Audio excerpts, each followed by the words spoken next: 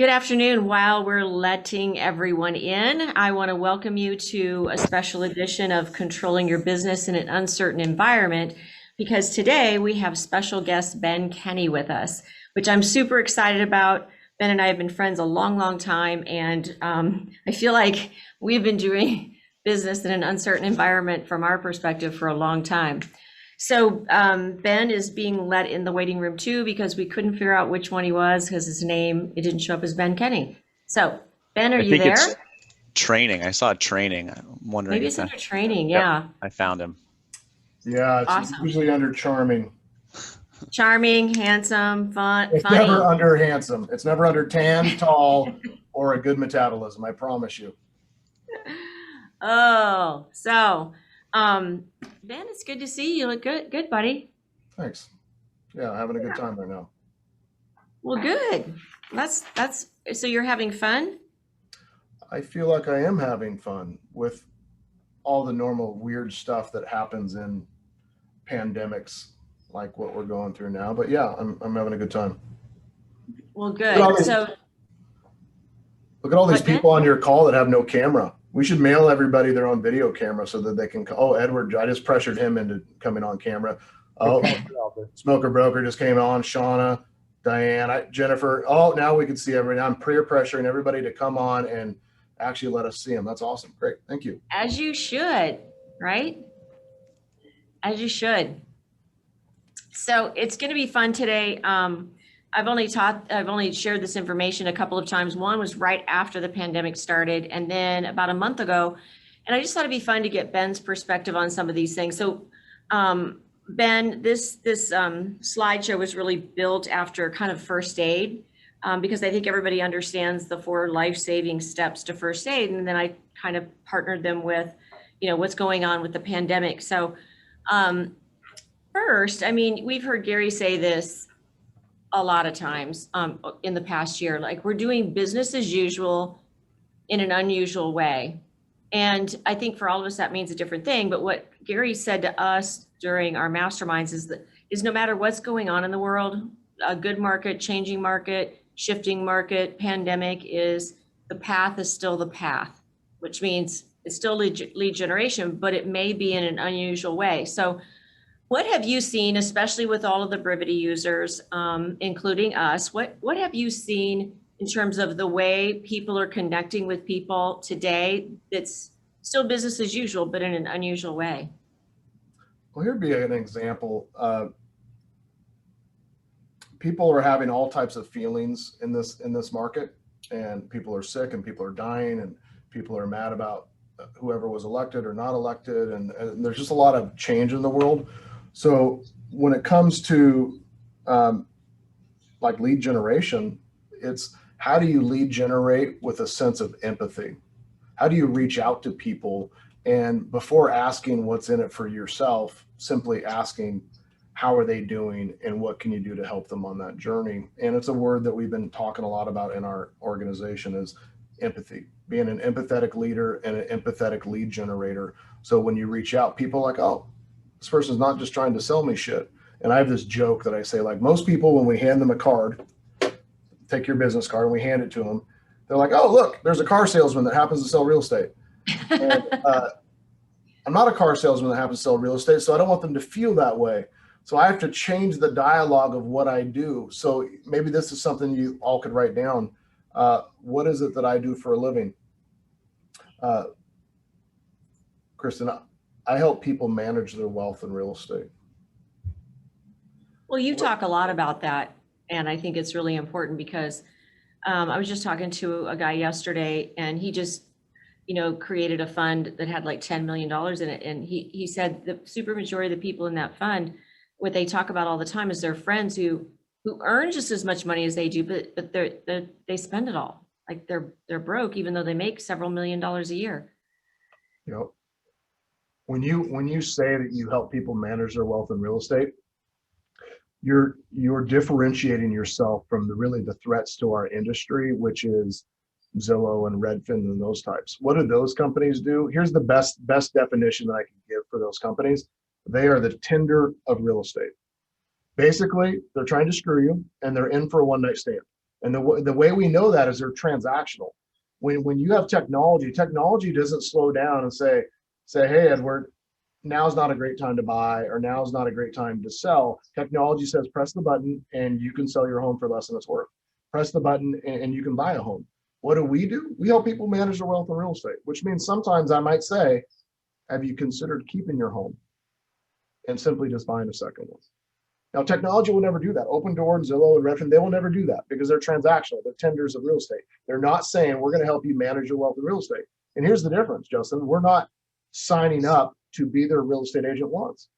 We're signing up to help them manage their wealth in real estate from today until the last home that them and their family own, so long as we last that long. And because of that, how we treat people and how we talk to people requires empathy and requires a better description. So would you say, are there any others, and I don't want to call them scripts, and yet I guess, are there any other conversational pieces that you're teaching your people to have? Or is that really the main one, just to start the conversation or to engage in the conversation? Here's the question that I teach our people to ask. I know there's a lot of things going on in the world, and it's affecting a lot of my friends and past clients, their businesses, their jobs, their neighbors, so on. I was calling to simply ask a question. Has any of this chaos created any real estate related questions for you or your family? I'm not using the old cheesy Brian Buffini, oh, by the way, because I don't have the cool accent. I'm simply reaching out and saying, just out of curiosity, any of the chaos that's been going on, has that created any real estate related questions for you or your family? And if they come back and say yes or no, it doesn't matter. I'll usually say, great. What I found is a lot of our people, their plans have changed, specifically their real estate related plans. Let me ask you a question. Do you or your family, your neighbors, your friends, have any real estate related plans for the year? Have you decided to sell, buy, or invest?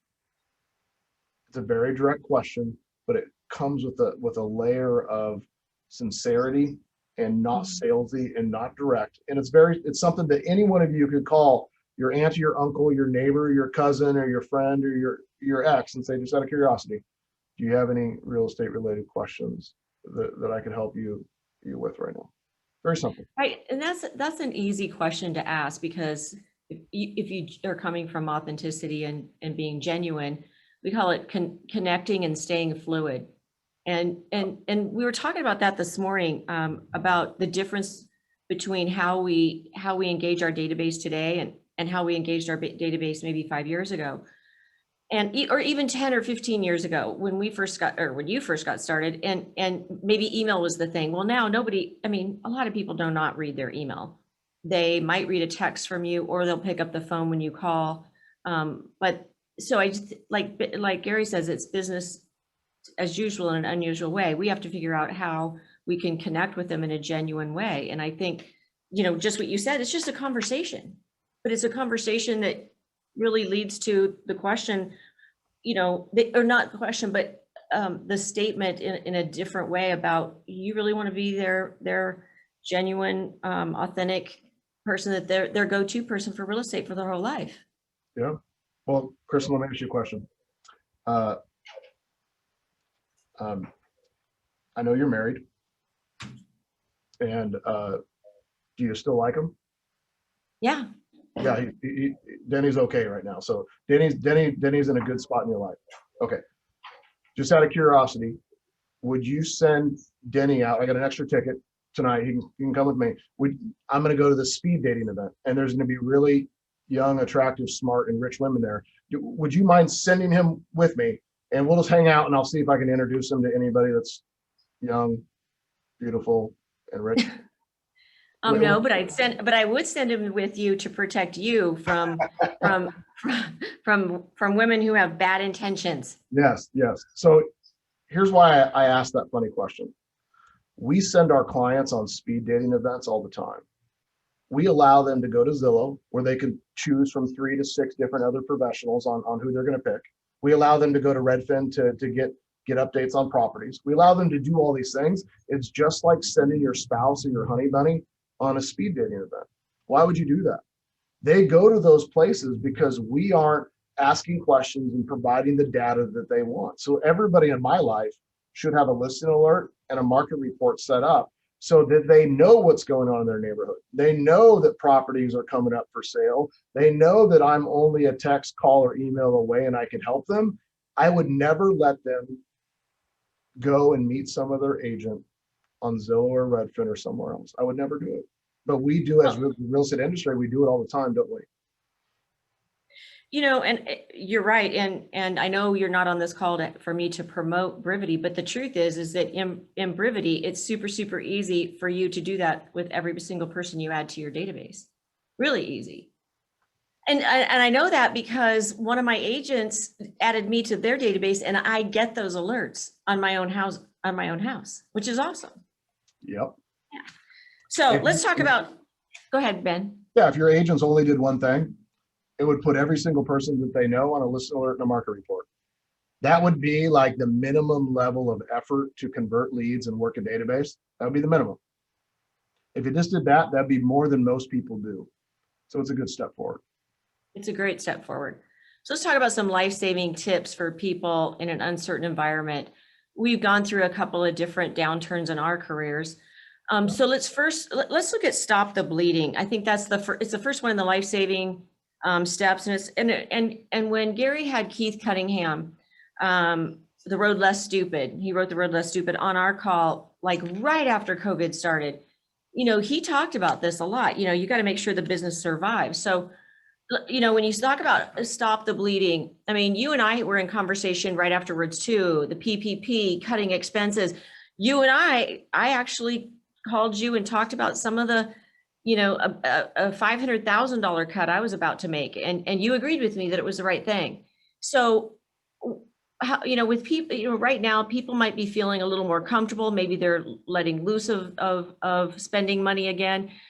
What would you say, you know, when these types of major shifts, and the shifts can have different names. It can have the name of the economic meltdown. It can have the name of 9/11. It can have the name of the oil crisis in the late 80s. But when these types of shifts happen, and we don't know, no one can sit here and tell us what it's going to look like a year from now. What would be your recommendation to how they hold their expenses accountable and cut costs? So I adopted something a couple of years ago that I read in the morning and at night before bed, and the first thing I do in the morning, I read. Part of that reading, I read the news. So I started reading about the COVID crisis in China in December. And by January, I was very well read on that subject. And when we got to February, pre-family reunion, I made a decision that we were going to change some things in our world immediately. By mid-February, I drug everybody into my office, Zoom call, office. And I said, I have no more manager positions available in my company. Everybody that works here has one of two jobs every day: to cut expenses or increase revenue. Those are the only two jobs I currently have available. And every day at 4:30, we are going to meet and we are going to discuss with our department heads, our directors, as we call them, what did you do today to increase revenue? What exactly did you do? How much did you earn? And what exactly did you get rid of today? Starting on a Monday, from Monday for 2 weeks, I cut $400,000 worth of expenses, monthly expenses, not annual, monthly. That was $5 million that I cut, that we would have never thought prior that we could get rid of, and yet most of which we never added back. So here's what's funny, is that I took a bad year for everybody. And because I acted so dramatically and the real estate market didn't get hit as hard as we thought it was, I've never financially been in a better position than I am today. Reserves, investments, business profits, never been better. And it's because I made the decision to, you know what, I'm going to be preemptive and I'm going to focus on what matters and redirect everybody in the organization's time and effort and mindset towards those one goals. Here's what I found. I love cheeseburgers, and you can't buy a cheeseburger with a pending. You can't buy a cheeseburger with a listing. You can't buy a cheeseburger with GCI. You can't buy a cheeseburger with a trophy, with an award, right? You can't buy a cheeseburger with a magazine article. The only thing you can buy a cheeseburger with is your profit. And I freaking love cheeseburgers. So my goal is, how do we talk about profit and really nothing else in our business. And it changed that. But you have to make tough decisions immediately, not when it's too late. I think that's what this step one is about. Don't wait until you're the guy in Monty Python's and the Holy Grail that's jumping on one leg with no arms, that's yelling, "It's just a flesh wound." No, he's a goner. Don't wait till that point. Well, and it brings me to another point, and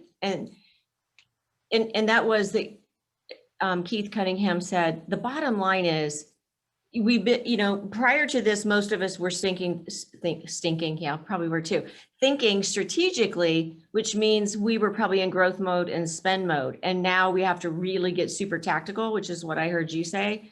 And like, for instance, when you look at this first question, how does having this item bring me a return on investment? Be specific. You have a program that you use. I think you call it the green, yellow, red. About how, yeah. So because this is super simple, but I think it's super important because it helps you. Like a lot of people, like when they read their credit card bill and they see AT&T for their cell phone, they just go, "Oh yeah, I have to have that." Well, is there any way you can get it to zero? Is there any way you can get it to lower? Have you called lately? I mean, they don't really examine the expense, they accept it. So walk them through kind of how you look at expenses on a credit card statement. Yeah, I have two financial habits that have helped me a lot in my life. Number one, I track my net worth on a monthly basis. I update it manually. I don't use Mint or something else that tells me part of it. I literally go in there and update the value of my real estate and update how much I owe on it and update the amount that are in my investment accounts. Once a month, I do that. But the second habit is I print out my credit card statements and my bank statements, and I have a red, yellow, and green highlighter. And I go through it line by line. And green, I keep. Yellow, I'm going to look into, negotiate, find a replacement. That's my work on. Red, I'm getting rid of. And I do it every single month with my personal. And when I first started doing this, I had found out that I had 2 Netflix accounts. Like, I don't know why. Like at one point I had logged in with this one and put my credit card, and then I had a second one. Like, who would have known? When I started doing it for my business, I found out that I had 2 GoToWebinar accounts. Like just dumb things like that. So then I adopted this habit. Now we run 90 something corporations today, and we have over 100 bank accounts at Chase. So this becomes more and more difficult. So my job as a leader is to now make sure that each person from a company does this on a monthly basis. And then every so often I go in there myself and I audit the ones that matter, and I go through it as well. And I ask them questions. Can we get rid of this? Well, I don't know. Well, let's try it. Or can we negotiate this? Or why are we still paying for this? And you just be a little bit ruthless and just get rid of things that don't matter. But you got to take the time to act. Don't take those little P&Ls that the companies we hire send us. That's just a summary of stuff. You want the line items of what exactly did you spend, and go through it, Tina, every month and just say, "Oh, could I get rid of that? Could I get rid of that? Could I get rid of that?" And just mark it one of those 3 colors. It takes 5 minutes, 10 minutes max. It's super simple. Well, and I think it's important that you talk about doing it monthly. I know you get your financials. I get mine every Friday, and it gives me the details. So it's not so hard to look at the detail of all the costs that happened that week. It's really overwhelming if you wait till, I mean, dear God, I hope nobody's waiting till the end of the year, end of the quarter to do that. But, the other day, it's funny, I get alerts. So there was something that showed up on my credit card and nobody seemed to be able to figure out what it was.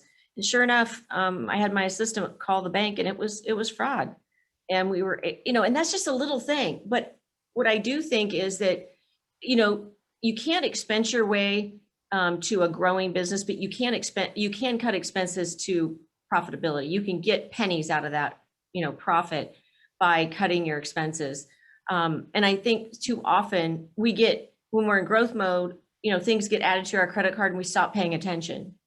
And then like you with your Netflix, I had 2 Audible accounts on 2 different American Expresses, and they couldn't tell me why. And it took forever to get it fixed. And it wasn't a big deal. It's $16 a month, but I'm like, hey, Ben, that could buy a really good cheeseburger, right?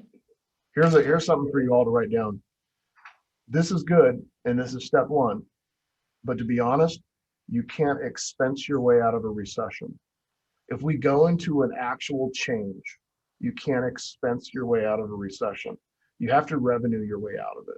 So just dumping everything doesn't solve your problem. You can't go cancel your CRM or your website or your coaching. You're like, you have to ask the question, is it giving me value? And then you have to revenue your way out of it.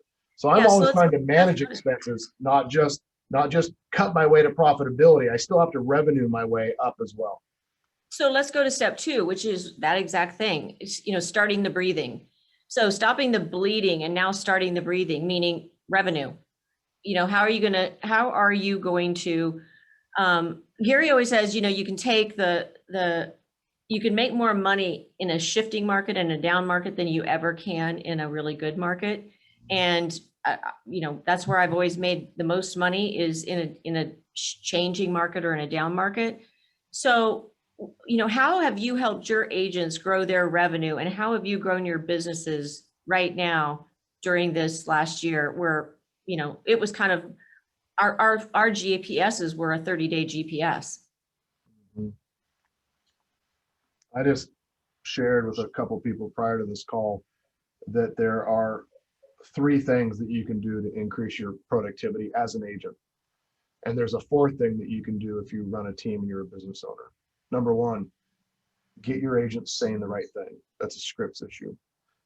Are we training them and coaching them and helping them use the right words? Like Kristan asked me, what do you actually say to those people? What are the words you use? Are we doing that? Script.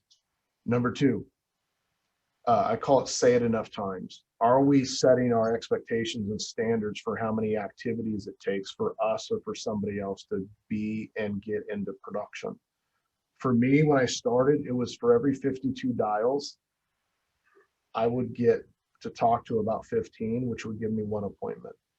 So I knew that in order for me to hit my average, I need to average 52 dials a day, which some days I would get my appointment at 30, and some days it would take me 70 or 80 dials to get my appointment. But my goal was 1 appointment every single day.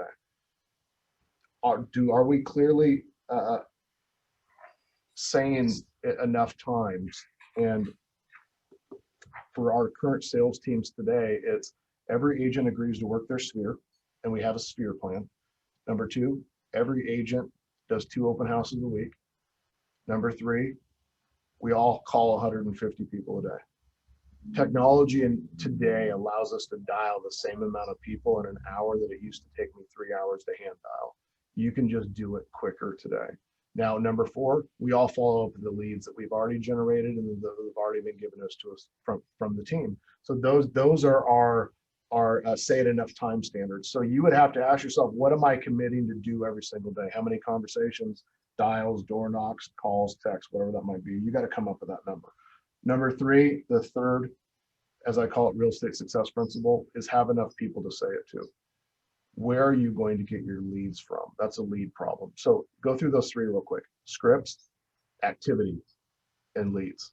Those are the secrets to getting to 2 to 4 transactions a month. At some point, you're going to grow past that. And then it's going to be about leverage, which brings me to the 4th real estate success principle: have enough people saying it. So you're building a team of people that are saying the right things, saying it enough times, and saying it to the people that you've decided. If you do those 4 things, you can have as big a business as you want. So now that we've talked about stop the bleeding, cut expenses, start the breathing, getting everybody into activity, then also, Ben, how do you find opportunity, meaning the market of the moment, finding where money's actually exchanging hands and put yourself smack dab in the middle of it? Basically being willing to get up and do what nobody else wants to do and be the best at it in the world. Yeah, Gary in the Shift book said that really our activities don't change, our message changes. Right. Like there was a time where I said, just out of curiosity, would you be interested in a good deal? And everybody was like, what? What do you mean? I'm like, like a foreclosure, bank going short sale, property that was going to sell 10 to 20% under market. Is that something you'd be interested in? And that was the conversation I had when there was lots of foreclosures and short sales and good deals that I would use to convert buyers. That's less of a great conversation today. So today, my conversation might change, but it might be, just out of curiosity, has any other agent presented you or given you access to their wood sell list? And they're like, like my dog with kind of a tilted head. What's a would sell list? Well, it's a list of properties, individual sellers that would sell if the right buyer came around. What we found is there are a lot of current buyers driving around. By the time they see a property, it's sold, or maybe they worked with an agent in the past and they wrote 5 offers and none of them got accepted. Wouldn't it be cool if you had an opportunity where you're the only one writing an offer? And because of that, you could get a better deal and actually get an offer accepted. And they said, that'd be awesome. Well, that's why we have a would sell list. It's a list of people that would sell, canceled, expired, FSBOs, people that have reached out to us for home valuations. These are past clients, friends, people that we know in the area that actually would sell, but at the moment, they're probably not willing to put their home on the market. Is that something that would be interesting to you? Yeah, that'd be awesome. Great. It's only available to people that that go through our buyer consultation and that commit to working with us exclusively. Would it be worth 15 minutes of your time next week to sit down and talk about the benefits of us agreeing to partner together in your home search? It's the same kind of thing. I just changed the message a little bit. Yeah, and then like you said, do your people know the right things to say? Do they have enough people to say it to enough times? And do you have enough people to saying that to have a business? Yeah. I got tired of people walking into open houses and register on websites and telling me they're just looking. And just looking does not buy cheeseburgers. So I wanted to convert just lookers into actually on buying or selling. And in order to do that, you have to show some value different than everybody else. Otherwise, they just think you're a car salesman that happens to sell shit, right? You happen to sell real estate, but that's not us. So you got to show them a different value. Back in the day, it was homes that were deals. Today, it's probably access to homes that they don't know about. Right. So winning today means you get a home. Yeah. So that's different. So, and you know, we make this business much harder than it really is. Lead genning is that's like Gary says, it's the path. The question is, what's the market of the moment and the message of the moment in order to continue a relationship with people? That's it. Yeah. We make it far too hard. So, because the bottom line is everyone needs a house, everyone needs some place to live, everyone needs food, medical attention, you know, and everybody needs housing. And so right now we may need to double down to find those people that we can be talking to. So the number of people we may have to talk to may be greater, but if we have the right message, chances are it may not be. You know, it's kind of like having your own internal MLS, right? Your would sell people. Yep. And I think also people, and I'm going to show this graph, I think people have a wrong perception. You know, people don't think of the market going left to right. You know, they really don't. They think of the market going up and down. But, you know, if you think about it, Ben, you know, when the buyers really want to buy and sellers are like agnostic to it, there's like a huge gap in the middle. And getting the buyers back into the game or the sellers back into the game, you know, sometimes in a shift, you've got one side or the other, depending on what the shift is, that's sitting on the sidelines.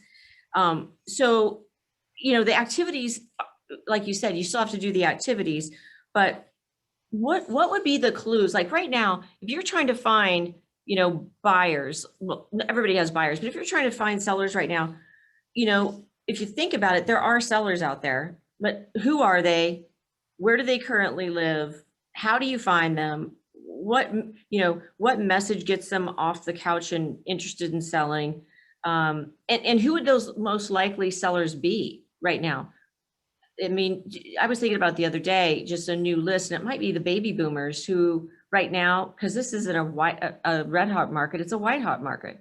And if a baby boomer could sell right now and rent back or you know, go rent a single family, they might be in a position to right now where they are in their station in life, it might be the perfect thing. But I don't think we've really thought through, and we've come up with 7 shadow sellers, we call them, that kind of like your would-be sellers. But I think when people think about the market, they think about it going up and down. It's going left to right. You know, are we in a normal market or a not normal market?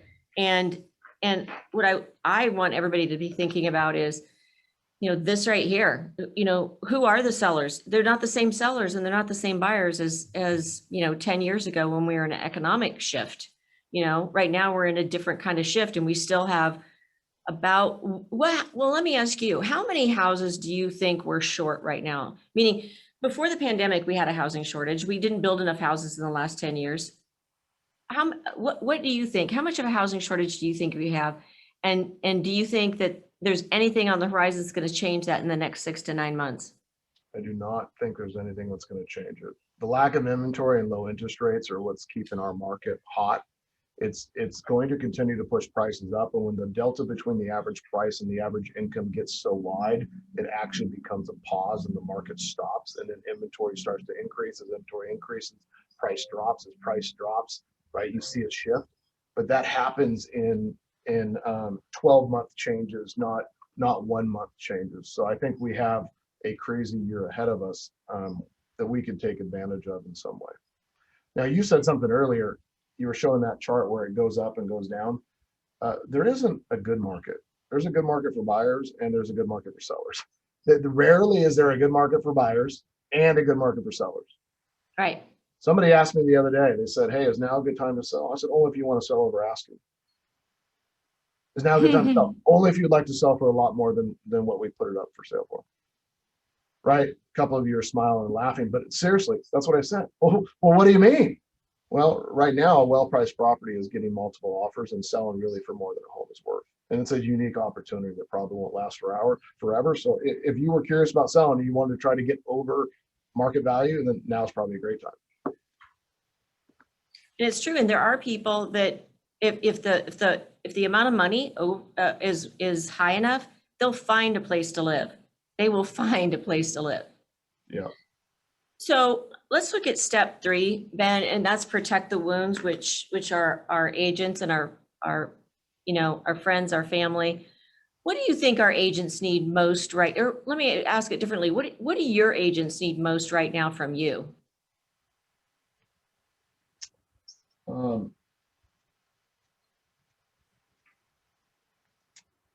They need me to tell them that this is not a snow day, that this is a season, and that hard work works, and that if you put in the time, that you could be extremely successful this year. They need me to say that if you follow a model or a system, that you can be successful. And they need me to say that I care about them, and I'm here to support them, and I'm here to listen if they need it. And they need me to say, I'm going to kick your ass if you don't do what you say you're going to do. And those are the things that I need my agents to hear. And they need to hear it from me because they know that I care about them. And I care about them so much that I need them to be successful, and I need them to accomplish their goals that they told me were important to them. They don't need me as a friend, friends over Facebook. They need somebody that loves them so much that they would tell them things that they don't necessarily want to hear. I think that's golden because this morning, I was talking with one of the agents on our team, and he said, Kristan, when you told me X, Y, and Z back last October, November, I didn't believe it for me, but you believed it for me. And I could tell that you believed it. And so because you believed it, I just did what you said. And he has penned it and closed already this year more than he did all of last year. And last year was a record year for him. And he's like, I didn't believe it for myself, but I saw that you believed it for me. And you just kept on me and on me and on me. And it wasn't because I wanted to be a, hard ass. It was because I knew what he was capable of, and he was living beneath his talent. Yeah. And so I think it is important that we're willing to say the hard things. Yeah. So, treating for shock. How about the people that just want to go back to normal, Ben? Oh gosh. They're tired of this. They want to go back to normal. I don't know. I'm not a frickin' magician. All I can do is help people navigate what's in front of them. And I think that Gary Keller used to say that leadership is setting a vision for people and then walking behind them and starting to push. And I think that's a great definition for leadership in normal times. But as you're pointing out that this is not normal times. So here's my definition of leadership during these times. You paint your face frickin' blue, you put on a kilt, you walk in front of everybody, and you lift up your sword and you yell, "We got this, follow me." Now, everybody know the reference to the movie that I'm talking about? If you don't, you're dead to me. Cole's shaking his head. If you don't watch some Braveheart, now this is the Braveheart time, right? What do people expect? People expect you as the leader to be walking in front of them saying, "We got this, follow me." So when the pandemic got rough, I got on the phones, started calling, lead generating, reaching out to people, doing it on Zoom, letting people watch me do it, right? I did more webinars than I'd ever done before. I trained my people. I was in front of them saying, oh, we're going to be okay, but just follow me. We got this, but only if you follow me, right? Get people to take action, and that's our job. Now, if you don't have a team, that's also your job for your clients. And you reach out to your people and say, hey, we got this. We're going to figure this out. Follow me, right? Paint your face blue, put on your kilt, drop your underwear, start running, swing your sword. I don't think Braveheart wore underwear under the kilt. That's my point. Yeah, no. So I know that there's more content. This is kind of like next steps, but I know that I see the chat box just lighting up. I know people have questions for you. So Peter, maybe you could help field the questions and let me know what's in the chat box and read the questions to Ben so that he, it's golden, not very often do people have a chance to hear from you, Ben. I know that they can go to your lunch and learns and learn some things. But if you have questions for Ben, type it in the chat box. Peter, tell us what the first question is for Ben. Yeah, definitely. So Ben, lots of answers to your question. You probably see here ahas in the chat box as we wait for questions to come in. Oh, what are some of the ahas that are in the chat box? Yeah, so there's a lot of good ones in here. The first one was your wood cell list is very popular. Caring enough about your agents to be direct. Your 3 things that agents can do to increase productivity, and then obviously the 4th thing that team leaders can do. And tied to that, the fact that you can't expense yourself out of a recession. You can only revenue out. I think that's a big insight. The concept that when you're not sending market reports and you're not staying in touch with your people and letting them know what's going on in the market, you're basically sending them to a speed dating event with all of the other providers in the market. So here we have some questions now. Tanya asks, Ben, what percentage of your agents' closed business comes from you and what percent on their own? Our targeted goal is that 50% of the business produced came from the agent's own activities, and 50% came from the leads that we provided them. Last year, across the 5,700 homes that we sold, 70% were agent generated, open house, prospecting, agent steer, and 30% was leads provided by the company. But I want to point out that it will always tip that direction because the sphere that they worked this year was a lead that I gave them last year. The referral that they got was somebody from the past. The listing that they did the open house at was one of the team's listings. So it always is going to go over towards agents generating more because we teach them how to work their sphere, and we do client events and we give them the tools to work their database. We're helping them build that business on the side. Great point. And let's see, 5,700 homes this year. Why are you such a freaking slacker? Yeah, That's terrible. It was a pandemic year. Oh, well, okay, I'll accept that. What else we got, Peter? We have another question here. This is a quick one. Ben, is there a place people can find your scripts? Yeah, there's 2 things you can do. One, most of my stuff is on YouTube, youtube.com/Ben Kinney. My listing presentation, lots of my trainings, calls are all there. We do have what's called our script box, which I'm not trying to sell you anything, but you can order them at Ben Kinney Training. Here's what you should know. Every dollar, including the cost of the box that I already paid for, so every dollar you spend on this is 99 bucks, goes to helping hungry kids or homeless kids. I make 0 money from it. In fact, I lose money because I paid for it in advance. So if you want some fun scripts and you want to do some good, then you can get that at Ben Kinney Training for 99 bucks or whatever the price is, something cheap like that. And it has 50 to 60 of my favorite scripts in there if you want to help some kids out or have some fun with it. Yeah, and I would happen to be at a seminar, Ben's Win Make Give, when I saw him write a check for $400,000 to a men's a single dad shelter. And so when he says that he's donating the money, he's absolutely 100% doing it and doing it for the right the right places that are so needed that most of us don't even think about, like single dads. It's awesome. Yeah. Okay, what else do we have? Somebody said, are they bold scripts? No, these are scripts that I actually use that we actually wrote for our business. Somebody else said, do you have a podcast? We have Win, Make, Give and the 15-point plan. Win, Make, Give is health and wealth and leadership. 15-point plan is health and kind of happiness. But I have something I want to share with you guys. I have this concept called filling my pockets. So I have denim on today, and I believe that a successful agent should fill their pockets with some things. So I want to talk about it. Everybody take your left hand, put it in your front pocket, unless you're wearing a kilt. But if you're wearing denim, put it in your left front pocket. What is in there? You open it up in your hand. Here's what I think every agent needs to have. 10 of the best priced properties in town in different neighborhoods, different product types, different price ranges. Imagine if you went into a Toyota dealership and you said, hey, do you have any trucks for sale? And the guy said, I don't know. You go into Best Buy and like, hey, do you have any laptops? I'm like, nah, I'm not sure.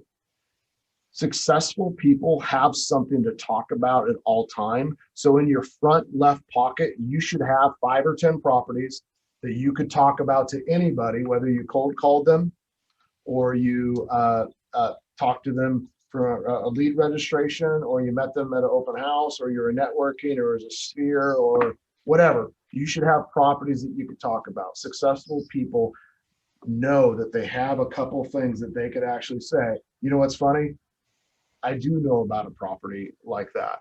I just saw it yesterday.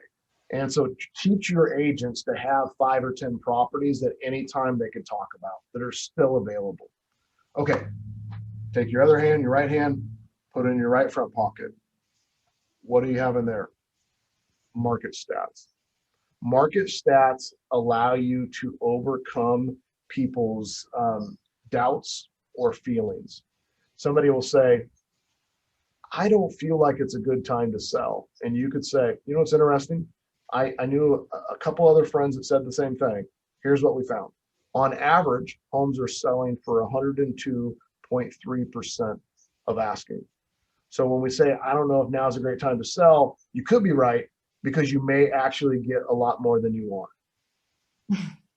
And then they laugh just like that. But you got to have the data. Well, is now a good time or a bad time? Here's what's interesting about this market. Should I wait till the spring, for instance? Here's what's interesting. Now's an incredibly good time to sell because inventory is at an all-time low, which means there's less competition. If there's less competition, do you think that that would make prices go up or go down? Probably make them go up, right? So currently in our area, homes like yours, we have 13 of them. So we have hundreds of buyers that are all looking, maybe thousands, and they only have 13 to choose from. Now in the spring, there's going to be more homes that come on the market, which if there's more competition, do you think you might not get as much money? Yeah. So now's actually a good time. But it's better to know the exact number and have some market stats that you can refer to discuss. Inventory, actives, pendings, solds, list price, all that stuff is data that you need to have in your front right pocket. And it's something that you review weekly and you practice often. And you find ways to work it into conversations. Now reach back and grab your butt. In your back left pocket, you have information about interest rates, escrow, buying and selling homes virtually, inspections, different loan programs, all the other services that are related to the transaction. You need to know what the rates are today and how loan programs have changed and who will do a jumbo and who won't, and who's doing new construction and who won't. You need to have those services so you can quickly say, you know what? I have a guy, I have a gal, they're the best at that. But before I do, tell me what you're thinking. What if they said, hey, I'm looking for an appraiser? And you said, yeah, I know a great appraiser, call Joe. But the reason that they wanted an appraisal was because they were going to sell their home. You would look real stupid by handing them over to Joe, whose wife is probably a real estate agent, who then takes the listing. So don't do that. You ask, I know somebody, just out of curiosity, what makes you ask that? What are you looking to do? What is your goal? Now, in your far other back buttocks, your back right, you got to have the scripts and the pros and cons to all the things that we just discussed. Here's an example. What makes this market really unique is that interest rates are at all-time lows. Did you know that by interest rates dropping 1%, it reduced the cost of owning a home by 10%? And if homes were to go up, or if rates were to go up by 1%, the homes you're looking at today that you already are telling me are super expensive are now going to be 10% more expensive. That sounds like a problem. So if you as agents or you as team owners could work on talking to your agents about the four pockets and making sure that they're filled, lead generation and referrals and work in your sphere would be so much better and so much easier. Any ahas or thoughts or takeaways from that concept that we just shared? I think it's awesome. I mean, it just reminds them of what they need to be aware of. Just give you an example, Ben, typically in Metro Phoenix, we have 16 to 18,000 homes on the market right now. Right now, we've got 3,200. 3,200. In Tucson, typically we have 3,600 to 4,000 on the market at any one time. Today, we have 801. Yeah. That's like a white hot market, just not a red hot market. So, but you know, all that information, knowing that information, all that gives you a lot of insight. It also helps you help people make good decisions. You know, Gary's even said, because of what he believes interest rates probably will go up, and we're starting to see some inflation. We have a different person in the Oval Office that probably is going to raise some taxes. All that's going to probably slow the market a little bit. But right now, we're not feeling any of that, even though we know it's going to happen. And so the truth is that there's no way to find the bottom and there's no way to find the top. But right now we know they can get more than they ever thought they could get. Yep. But knowing that information is it's golden. You've got to know it. If you don't know that information, I don't know how you're going to help anybody make a good decision, and maybe the right decision for them to keep their house. But you've got to have that information. Got to have your pockets full. So I think that's a great analogy.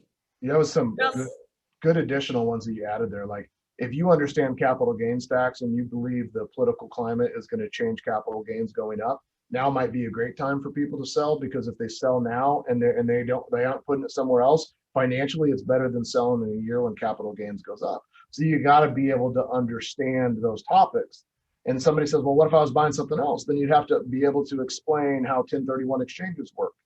And if you want to sound super intelligent, you should understand a concept called cost segregation or accelerated depreciation, and show them how they could reduce most of their taxable income to almost next to zero by investing in real estate. Here's an example. 3 years ago, my tax bill to the IRS was over $1 million. It was $1.4 million that I had to pay the IRS. The next year, because I learned about accelerated depreciation, it was $120,000, but I made more money than I ever have in my life. Now, would that be valuable to any of your friends or clients to show them how to save $1 million in a year? Because that was an extra $1 million that I could invest into real estate or into stocks this year, simply because I understood and took the time to figure out what cost segregation and accelerated depreciation means.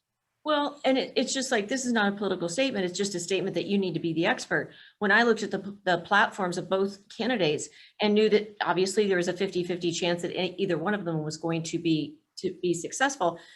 When I looked at one of the platforms, it indicated that they were going to abolish the tax deferred exchange, the 1031. I put every single multifamily that I have owned I've owned them for 17 years now, put them on the market and sold all of them, and exchanged them into a different vertical of the market, and avoided paying all that tax, and avoided paying the depreciation recapture, and we're able to start all over again. So, it's having that information is how you're going to help people make good decisions financially. Yeah.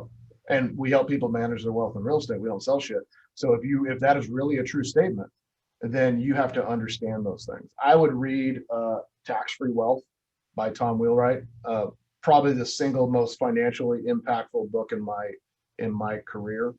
I would read things like The Simple Path to Wealth, understanding what to do with your retirement account. I would read, I got lots of books in here that I'm thinking about. The Psychology of Money was a decent book. The Millionaire Real Estate Agent was a decent book. if you don't want to have to go read all those books, go to Ben's Win, Make, Give podcast and listen to his financial section. I can tell you that I had one of my kids do it, and she is financially free today because she followed those concepts. So just remember, Ben, let's see, you've been rich and you've been poor. Which one do you like better? Yeah, I've been poor and I've been broke too. Poor is when you're born into poverty, which I was, and Kristan was not set off on the world in rich hands. Broke is when you made money and you screwed it all up and you lost it all. That's your own fault. And then I've also been wealthy, which is where I have the freedom to do what I want, when I want, with who I want. And I know which one of those three things I would like myself and my family to be in. It gives you choices. So if you want to start and you've really never started and you're like, this seems overwhelming, I would say go jump on that podcast and listen to that whole series, because I think it starts from, they don't teach you any of this stuff in college. I have a business degree, I have a master's degree, and guess what? They don't teach you any of this in college. So, and you can learn it when you're younger, you can learn it when you're older. It's much better to learn it when you're younger, and then help all your people learn it and help them learn to be financially free, because that is freedom. It gives you choices. Yeah.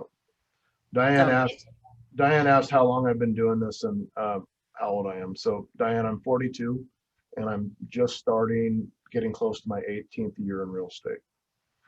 I lied. I told someone this morning you're 41. How'd that happen? You're already 42? Yeah, can you believe that? Yeah. Yeah, and you know what? I have to tell this story real quick. So there's a guy on our team and he's laying cable, Ben. Laying cable. I immediately thought of you. And I called him last night and I said, you know what? I have a pathway for you out of laying cable.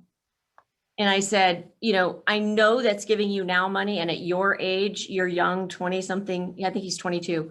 I said, I know you're making a lot of money because you had some experience and you're making more money than the guy standing next to you in the trench right now, laying cable, that's 45. But do you want to do that when you're 45? And he's like, no. I said, here is the pathway out of there. And I kid you not, this morning, I put him with another agent on our team and he's going to go on a listing appointment with him tomorrow. He already has his license and he's going to start sitting open houses with them on the weekend and the evenings. And you know what, guys? There's a lot of people out there who want to get free from debt. And most of them have a job and they need the job. But you know what? I think Ben would agree. Both of us have, in the beginning, when we had to do it to work ourselves out of the nightmare we created, we worked nights and weekends in order to make it happen. So there's a lot of people out there you can help. I guess what I'm trying to say is they don't have to stay in that trench. There's nothing wrong with laying cable. I'm just saying, would you like to be laying cable right now at 42 years old, Ben? No, because I did. Right. It sucked and it was rainy and wet and muddy and it was cold.